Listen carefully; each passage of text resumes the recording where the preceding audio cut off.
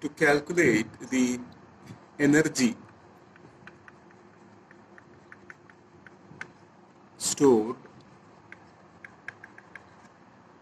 in an electric field,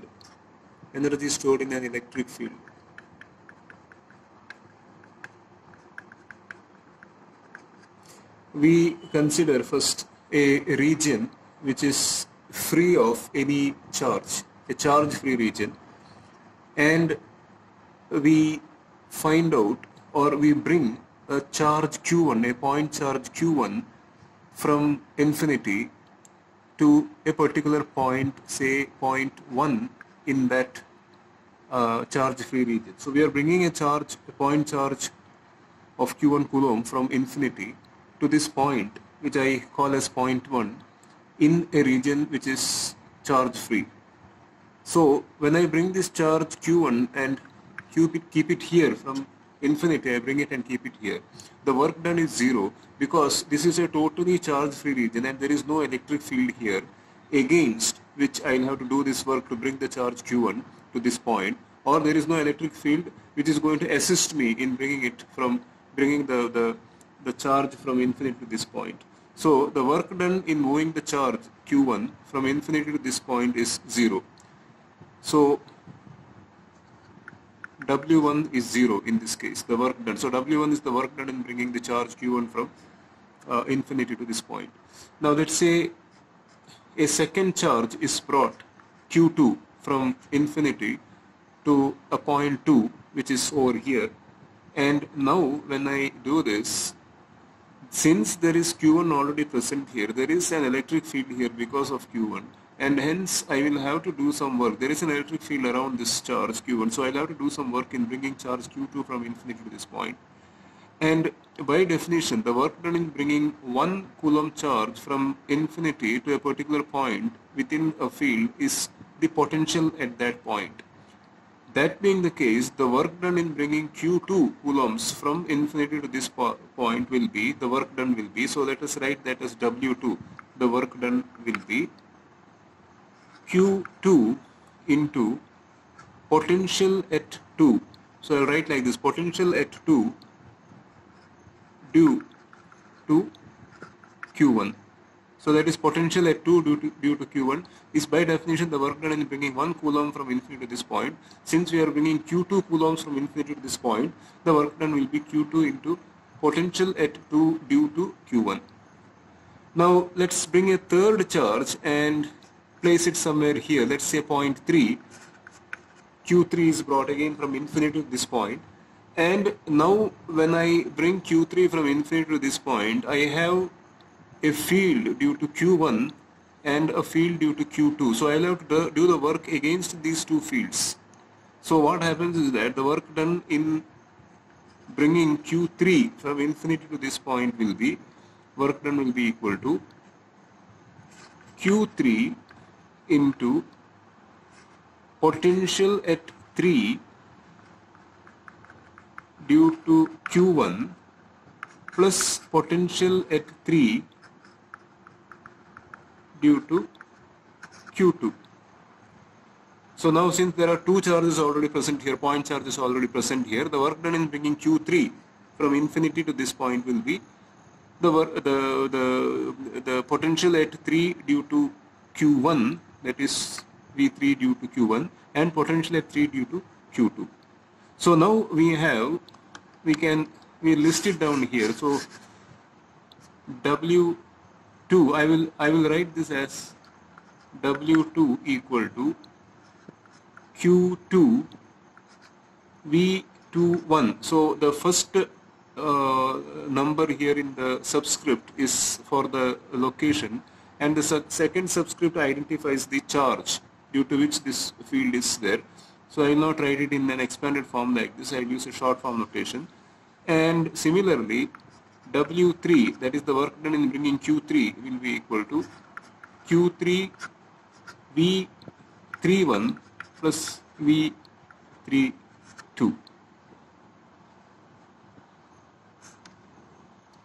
Okay, now this work done is stored as energy in the charge configuration which we had earlier. Now let's reverse the process in the sense we have the 3 points still, the 3 points as it is, point 1, point 2 and point 3. Now what we do is, instead of bringing Q1 first, we bring Q3 first and place it here. So when I do this, now the work done is 0. So W3 becomes 0 now. The work done in bringing charge Q3 from infinity to this point is 0 because there are no charges here. This is an initially charge free region. There is no field here. So the work done in bringing Q3 to this point is 0 and hence W3 is 0.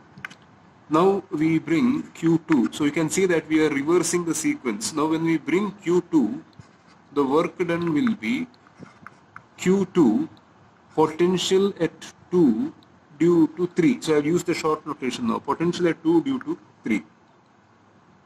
And then we bring Q1.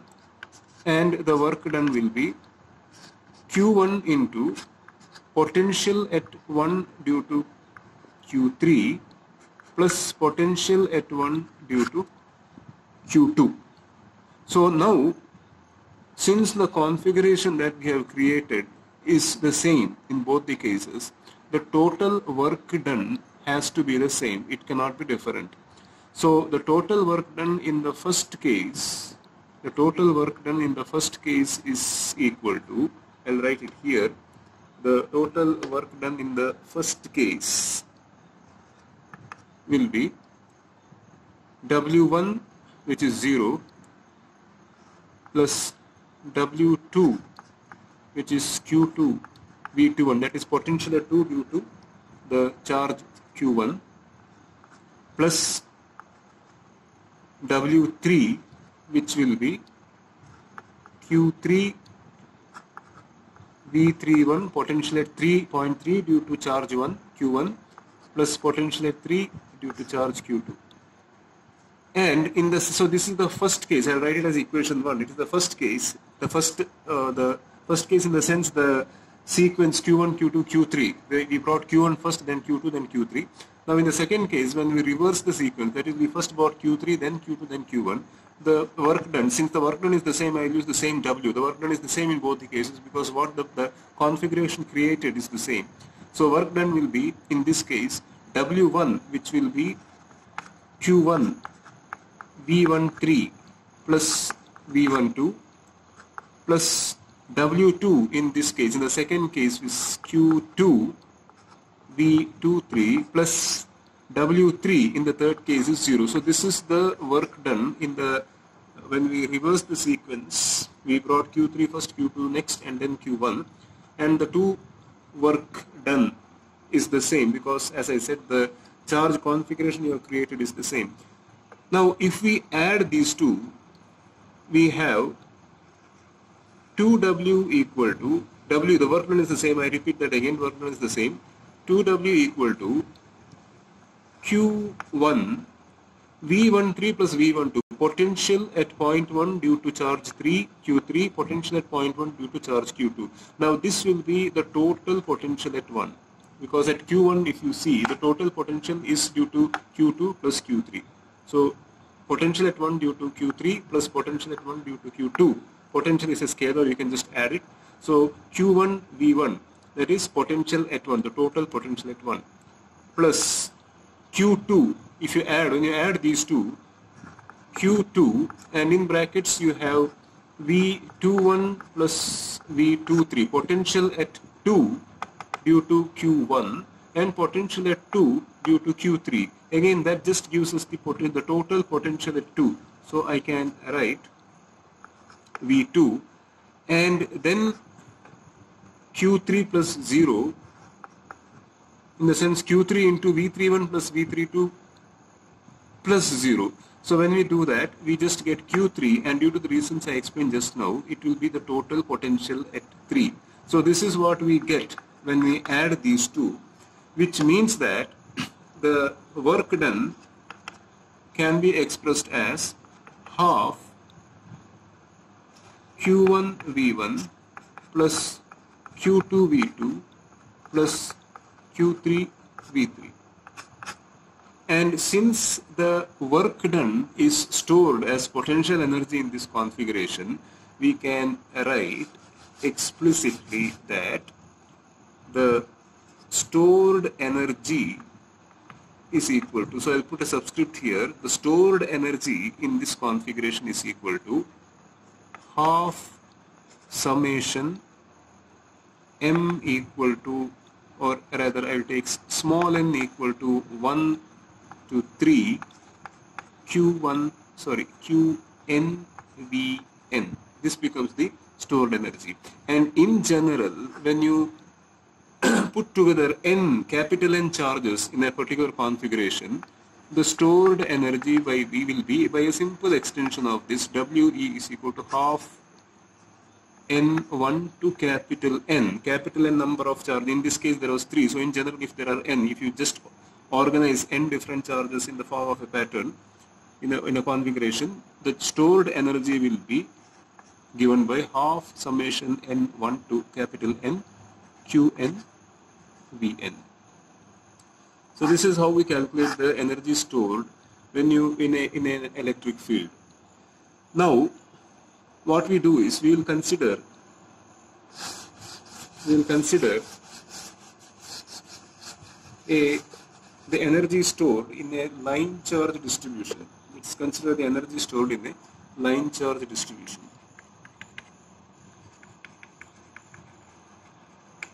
Energy stored in a line charge distribution. Let's say that we have an arbitrary line charge distribution like this, rho L coulomb per meter. Let's find out what is the energy stored in this. So what we do first is we will split this into discrete parts, small parts of length delta L each. Let's split this length delta L each. Each is length delta L, and let us number these because we need something to identify which section we are talking about. So let's number these as section 1, the second section or the second part, third part, and so on and so forth. Let's say we have made capital N parts.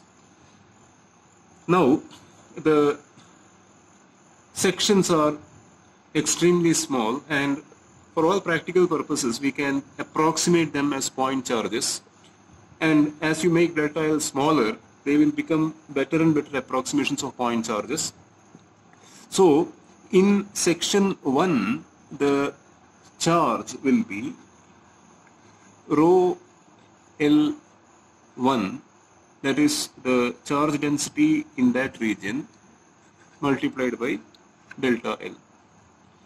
Because rho L need not be constant throughout. You can have rho L1 here, rho L2 here, a different value. If it is constant, it is uniformly distributed, then you will have rho L1 equal to rho L2 equal to rho L3, as long as delta L, rho L1, rho L2, rho L3 will be the same because it is uniformly distributed.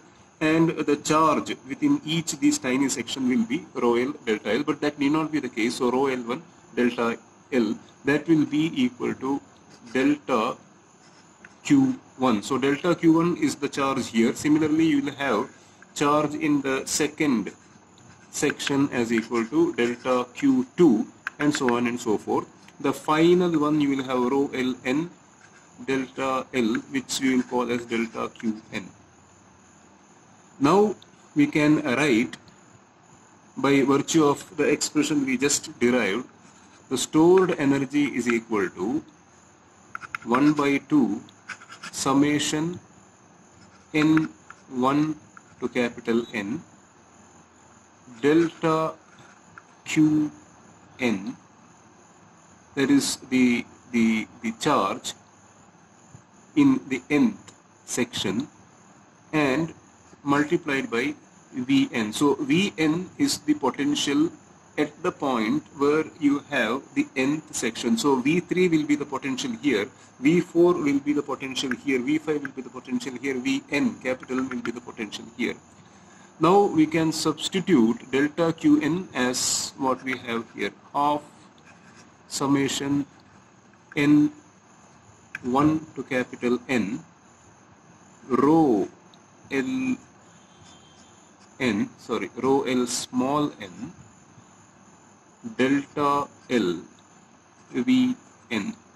Now when we make delta L very small, this summation will approach an integration, and hence the stored energy in this line charge distribution will be WE equal to half integral rho L V dl. This will be the result, and of course this will be an integration over the entire line charge. Now by an extension of this argument, one can show that if it is a surface charge distribution that you have, rho s coulomb per meter square, the stored energy will be, in this case the stored energy will be half integration over the surface rho s v ds. And if it is a volume charge distribution, if it happens to be a volume charge distribution, let's say it's a volume charge distribution, rho v coulomb per meter cube, then the stored energy will be half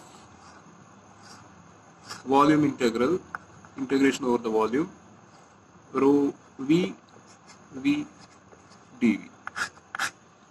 So this is how we calculate the energy stored. Now to make these for these expressions which we have derived to be of use in terms in the way that it can be applied in a practical case, we'll have to slightly manipulate this, we'll have to slightly go deeper into this, which we will do now.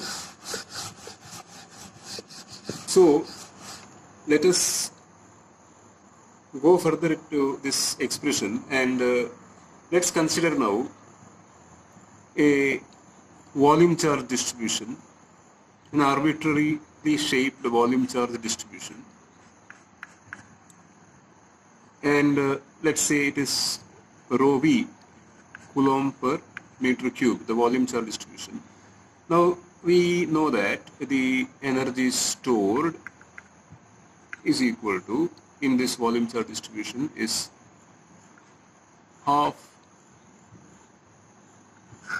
volume integral, which was discussed just now, rho v dv.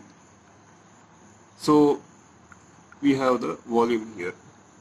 Now assume that we have a sphere around this. We have a sphere around this of radius r, and this volume charge distribution is sitting at the center of this sphere. So this is actually a sphere, and the volume charge distribution is at the center of the sphere. Right. Now the stored energy, the same expression I can write like this, and keep in mind that within this sphere there is no other charge except the volume charge distribution which is there at its center. So I can write the same expression as equal to volume of sphere. Note the difference. Here I was talking only about this volume. When I was discussing this integral, I was talking only about this volume, but now I write the volume of the entire sphere. Now I don't make any mistakes here, because the rho v that we have is only existing within this volume. So even if I make this integration, if I integrate over the total volume of the sphere, the result is not going to change, because other than this, the sphere is empty as far as charge is concerned. So half volume of the sphere, integration of the volume of the sphere, rho v dv. Now what we do is we make use of the relation divergence of electric flux density is equal to charge density. We make use of this relation and we substitute that over here. So we get del dot D, divergence of the electric flux density, in place of rho V, V dV. And this is the energy stored in this. Now we make use of an identity. There is an identity which says that V del dot D is equal to del Vd. So V is a scalar. So this part of it is essentially the divergence, and what we have here is a scalar into the divergence of electric flux density is equal to the divergence of that scalar into electric flux density, that is nothing but potential into electric flux density, minus the electric flux density dot gradient of potential. So there is a relation like this. So we make use of this relation and we can see that what we have here is the same as this. Of course, the sequence, the order is different, but since it's just a scalar, it doesn't matter. So this is what we have here, and hence this expression can be rewritten as, WE is equal to half integration over the volume of sphere, and in place of this I will now rewrite this.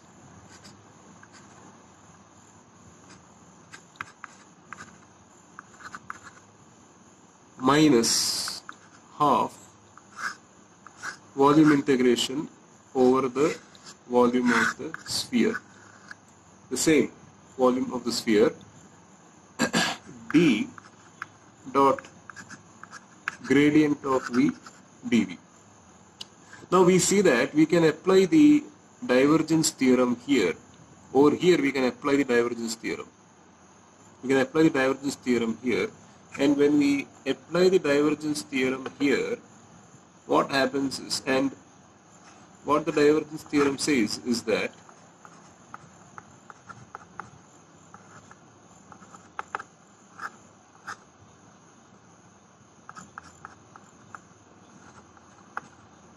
this is what the divergence theorem says. So I can replace this. So if you just compare these two, you can see that the role of A is played by this. So I can replace this. When I use the divergence theorem, I can replace the first term here with a surface integral, and the surface integral will have, so the divergence part goes dot ds. And this integration, remember that before we applied the divergence theorem, it was an integration over the volume of the sphere, and after the application of divergence theorem, it becomes an integration over the surface of the sphere that we have here. It becomes an integration over the surface of the sphere that we have here. And this remains as an integration over the volume of the sphere. Now what we do is we let R, that is the radius of this sphere, tend to infinity. We make it very, very huge, so that we make this sphere huge. And of course, when R becomes infinity, you are actually covering the entire universe within that sphere, and we assume that there is no other charge within that sphere except for this rho v that we have here, the charge configuration, the volume charge distribution that we have. When we make R tend to infinity, this integration, remember that this integration is happening over the surface of the sphere. So when you make R infinity, you are actually performing this integration over the surface of a sphere whose radius is infinite, and V as you know. And again, when we make R infinity, when you look at this charge distribution from the surface of the sphere, when R is almost infinite, huge, this is going to look like a point charge. And for a point charge, V is proportional to 1 by R and D is proportional to 1 by R square. So what happens is this term is going to be proportional to 1 by R cube, because V is 1 by R proportional to D is proportional to 1 by R square. So it is going to be proportional to 1 by R cube, and R has become huge. You are performing this integration over the surface of a sphere. So when you are performing this integration over the surface of a sphere, R will be huge on that surface, and consequently this term will be negligibly small, and in the limit when R becomes infinity, this term will completely vanish, because you are integrating on the surface of the sphere. On the surface of the sphere, R is huge, this term is going to be almost zero. So this term will become zero when you make R tend to infinity. Now what happens to this term? Now again here what happens is the volume of the sphere, again R is tending to infinity, so the volume of the sphere will be huge and R is tending to infinity. But again one can argue D here also is proportional to 1 by R square, and gradient of V together is proportional to 1 by R square. But what happens is that since this is a volume integral, you are starting the integration from the center and the entire volume is included. So even if R is infinity, you are definitely going to get some finite non-zero value. Whereas in the first case, you were integrating only on the surface where the fields had almost zero value. But here, though the fields are decaying at a rate of 1 by R raised to 4, since you are integrating over the entire volume, you will definitely end up getting some value here, some more value here. Of course, when you reach the ends of the sphere, the contribution towards the integration may be negligible or zero. But still, what you add up right from the center is always going to add into your basket, and you are going to definitely get a non-zero finite value for this. So what happens is we can now write the stored energy as equal to minus half volume integration over the sphere d dot gradient of V, and we know that gradient of V is minus E. So using that over here, we can write the stored energy as d dot E, and of course volume integral 1 by 2 volume integral d dot E dV, and d being epsilon naught E in free space, we can write this as epsilon naught E dot E, and E dot E becomes magnitude E square. So we have now an expression which can be used to find out the stored energy in an electric field. We will discuss a couple of examples where we will see how this expression is used. Let's take the first example, a very simple example. Let us use the expression developed just now to find out the energy stored in a simple parallel plate capacitor. Now we know the answer readily, but we'll just use this, the expression that we developed just now, to calculate. So let's say there are parallel plates, it's a simple capacitor. Let's say the distance between the plates is D, and area of the plates A. Area of the plate is A. This is the applied potential V, which means, and we'll neglect fringing.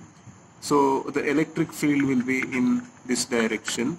Since you have neglected fringing, if there is fringing, we will have this effect, but let's say there is no fringing.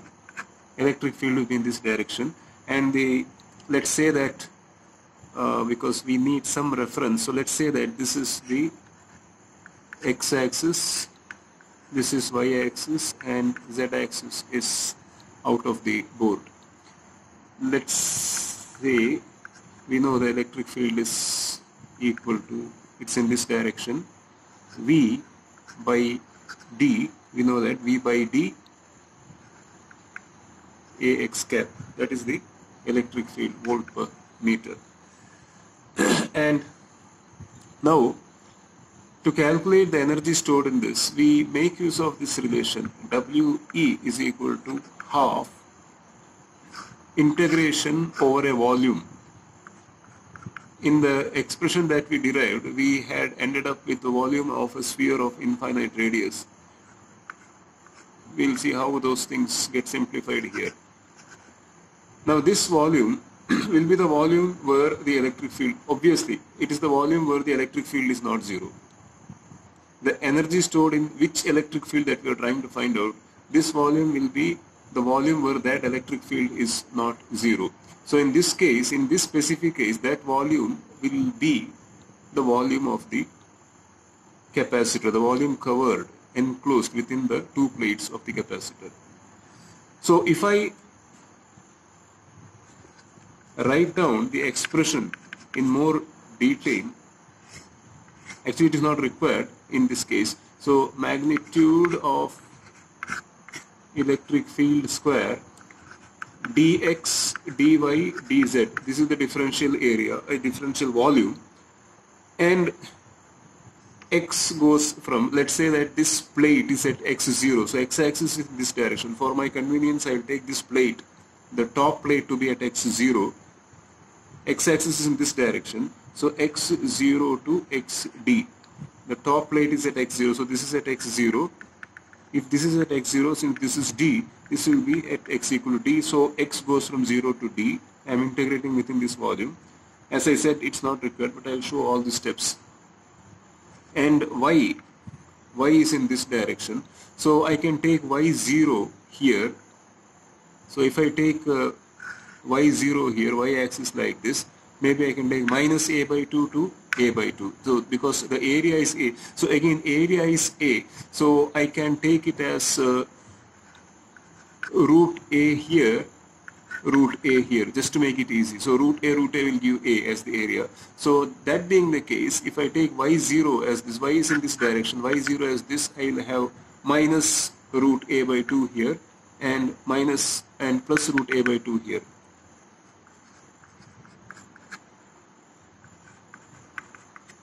Because I take root a just to make it easy, so that the area is a. And then the z-axis is in this direction, so z-axis being in this direction, I will have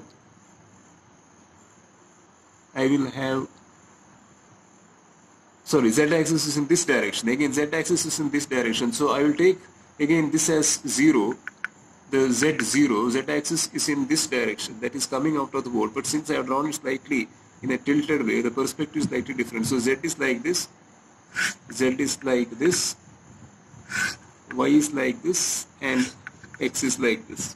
So z will also be, since z I am taking this as 0, minus root a by 2 to root a by 2, minus root a by 2, root a by 2. It's slightly getting crammed, but it's easy to follow.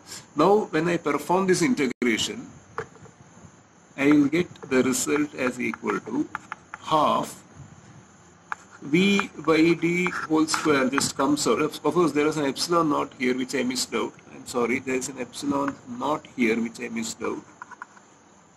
So when I perform this integration, epsilon naught by 2, V by D whole square comes out, because it's just going to be a number. It's not a function of x, y or z. So it just comes out, because within the volume it's not a function of x, y and z. And when you perform the integration with 1 over here, because V by D square has come out, when you perform this integration with 1 over here, you are simply going to end up getting the volume enclosed within the two plates of the capacitor, and that volume will be nothing but A D. This is the result. This is the energy stored. So you can see that when x is from 0 to d, so that will give me a d. Y is from minus root a by 2 to root a by 2, that will give me a root a. Then z is from minus root a by 2 to root a by 2, that will give me another root a. So the result of that integration will be ab. Now this d cancels with one of the d here.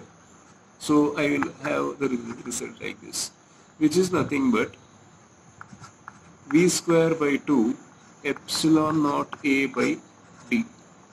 We recognize this as equal to capacitance, the capacitance of the capacitor. So stored energy, the well-known result, stored energy within the parallel plate capacitor is epsilon naught by 2 C, sorry, epsilon naught by 2 is not there because epsilon naught has been considered as C. So stored energy will be equal to half C V square. That is what you see here, half C V square, which is the result which we are very familiar with. Moving on to the next example. Here we will calculate the energy stored inside a coaxial cable. So I will draw the coaxial cable like this.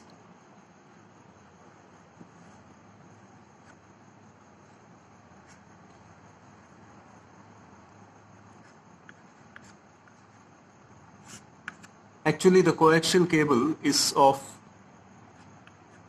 infinite length, that is extending to minus infinity here, plus infinity here. By the way, this is the z-axis, and because of the cylindrical shape of the cable, we will be using the cylindrical coordinates.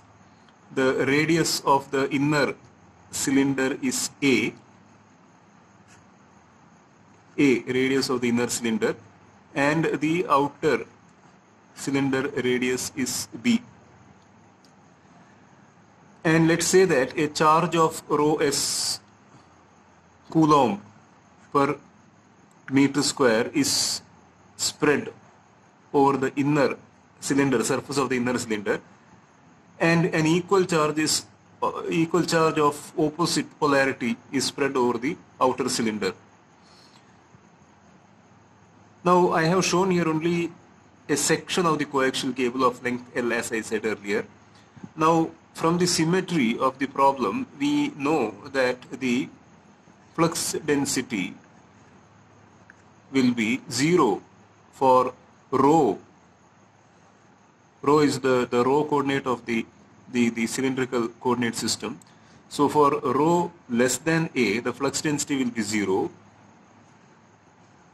for rho less than A, and the flux density will be 0 for rho greater than B as well, because the field will be between A and B. Of course, it can be shown with the Gauss law. It's a simple thing, so I will not venture for that. It can be shown that the field for rho greater than B is also 0, and the field for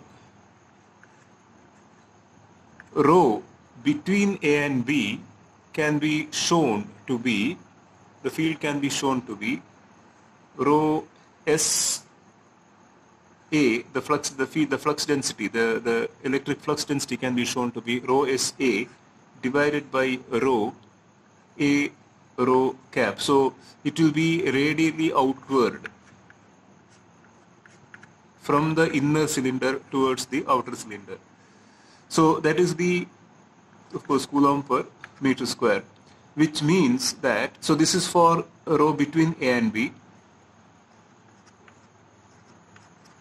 which means that the electric field in this region, that is for rho A to B, of course rho less than A there is no field, rho greater than B there will be no field, electric field. So electric field in the region rho A to B can be shown to be rho S A divided by epsilon naught rho, where it is assumed that the region between the inner cylinder and the outer cylinder is free space, and hence I am substituting epsilon naught. If it is some other dielectric that you have there, you have to substitute epsilon naught, epsilon r accordingly. So this being the electric field in volts per meter, we can now apply the formula that we derived earlier. WE is equal to epsilon naught by 2 volume integral magnitude E square. So magnitude E square in this case will be rho s square A square by epsilon naught square rho square. Magnitude E square and dV. So differential volume. So the differential volume, since we are operating in the cylindrical coordinate system, the differential volume will be rho d phi, rho d phi, rho d phi, d rho, rho d phi, d rho dz. And the limits of integration will be, we have to integrate this over the volume where the electric field exists. That will be the volume between the two cylinders. So the limit of integration will be rho A to B Z 0 to L, let's say 0 to L or minus L by 2 to L by 2, whichever it is. So 0 to L means I am taking this, I'm assuming that the section that I have here is at Z is equal to 0 and this is at Z is equal to L. And as I said earlier, this cable is actually infinite in length. I am considering only a section of length L.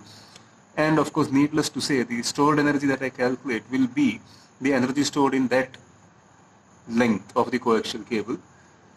And phi, of course, will be from 0 to 2 pi. So rho A to B, Z 0 to L or minus L by 2 L by 2. I said 0 to L, I am going to take 0 to L, and phi 0 to 2 pi.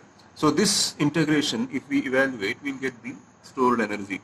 And we see here that a lot of terms can come out. Epsilon naught by 2, rho s square comes out, it's constant, a square comes out, epsilon naught square comes out, and the integration with respect to phi will simply give us a 2 pi because it's just integral d phi 0 to 2 pi, and the integration with respect to z will simply give us an L because it's just dz integrated from 0 to L, and the only integration that needs to be evaluated, if at all, is this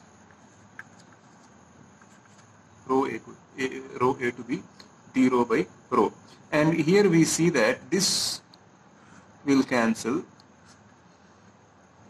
this 2 will cancel, and when we evaluate this integral, the result will be WE equal to rho s square A square pi L divided by epsilon naught, rho s square A square pi L by epsilon naught, and this integral will be natural log of rho and limits A to B. When you substitute the limits, you will get natural log of B by A. This is the stored energy within a length L of the coaxial cable. Now so this will be in joules. So if I remove the L from here, it means that I am calculating stored energy per unit length, and maybe I can write joule per meter. So energy stored per unit length of a coaxial cable which has a charge rho s, a charge density rho s, surface charge density rho s distributed over the sphere or the cylinder, and which has a outer shielding of radius b and an inner cylinder of radius a, is given by this expression. So this completes our second example.